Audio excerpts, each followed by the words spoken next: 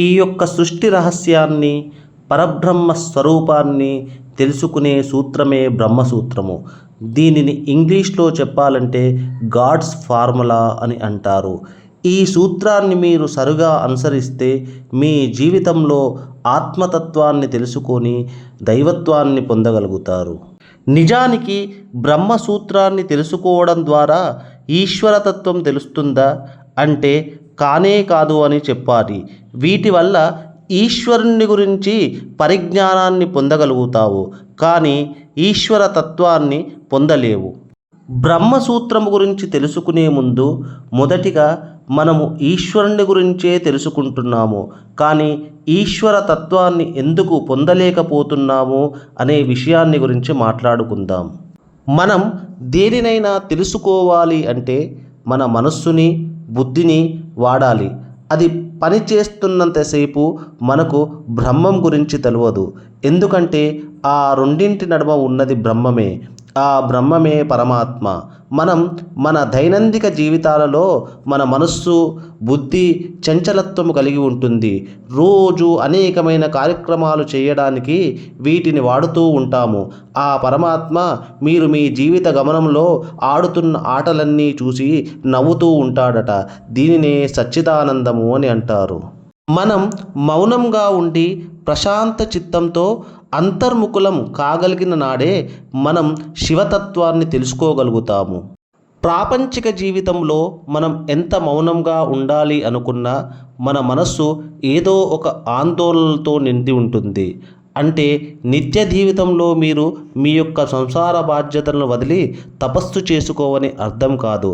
తమ సంసార బాధ్యతలు నిర్వహిస్తూనే మీ యొక్క మనస్సుని నిశ్చలమైన స్థితిలో ఉంచుకొని ఈ ప్రాపంచిక జీవితంలో సత్కర్మలు చేస్తూ దైవ ఆమోదిత కార్యక్రమాలు చేస్తూ నిత్యం కొంత సమయాన్ని ధ్యానానికి కేటాయించడమే బ్రహ్మతత్వం తెలుసుకోవడం. ధ్యానం అనేది మీ జీవితంలో పరిపూర్ణతను, అఖండమైన తేజస్సును మరియు బ్రహ్మజ్ఞానాన్ని పెంచే ఏకైక సాధనం.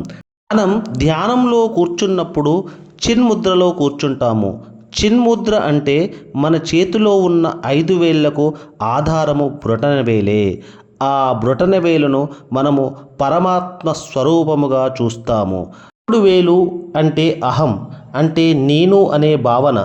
ఆ చిన్ముద్రలో మన చూపుడు వేలును పరమాత్మ స్వరూపమైన బ్రొటనవేలుతో కలుపుతాము. అంటే బ్రొటనవేలుతో కలిసిన మన చూపుడు వేలు అనేక సత్యాలను స్ఫురణలోకి తెచ్చుకుంటుంది. మన మనసులోని మాలిన్యాన్ని, కల్మషాలను, ఆత్మాన్యుత భావాన్ని తొలగించి మన వ్యక్తిత్వాన్ని పెంచి మన మనస్సులో నిశ్చలతను పెంపొందిస్తుంది. దానిని నిశ్చలమైన స్థితి, నిర్మలమైన స్థితి అంటాము. అటువంటి స్థితిలో ప్రతి మనిషిలో దైవత్వము పరిడవిల్లుతుంది. బ్రహ్మసూత్ర లింగము యొక్క ప్రాముఖ్యత ఏమిటి? బ్రహ్మసూత్ర లింగంపై త్రికోణ ఆకారంలోని ఒక గీతలకు కల ప్రాముఖ్యత ఏమిటి అనే విషయాన్ని మనము తెలుసుకుందాం. బ్రహ్మసూత్ర లింగములో ఉండే పొడవాటి రేఖపై చివరి బిందువు నుండి 2 సరళ రేఖలు విస్తరించి ఉంటాయి.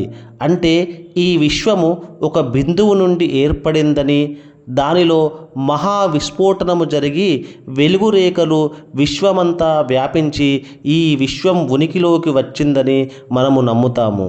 మనకు 3225 సంవత్సరాల క్రితమే మన ఋషులు వారి తపశ్శక్తితో ఋగ్వేదములోని నాసదీయ సూక్తంలో తెలిపిన విధముగా ఈ యొక్క సృష్టి ఒక బిందువు నుంచి ఏర్పడ్డది అని తెలుస్తుంది. అదే విషయాన్ని మన ఆధునిక శాస్త్రవేత్తలు బిగ్ బ్యాంగ్ ద్వారా విశదీకరించినారు. కానీ మన ఆలయంలో ఉండే శివలింగాలపై ఉన్న బ్రహ్మసూత్రాలు ఎన్నో కోట్ల సంవత్సరాల క్రితమే మన యొక్క విశ్వ రహస్యాన్ని తెలియచేశాయి. ఇటువంటి లింగాలను దర్శించుకున్నప్పుడు మనలో చైతన్యం ఉత్తేజితం కావించబడుతుంది. మనలో దైవత్వం పరిడవిల్లుతుంది. ఎన్నో జన్మల పుణ్యము ఉంటే తప్ప మనము బ్రహ్మసూత్ర లింగాలను దర్శించలేము.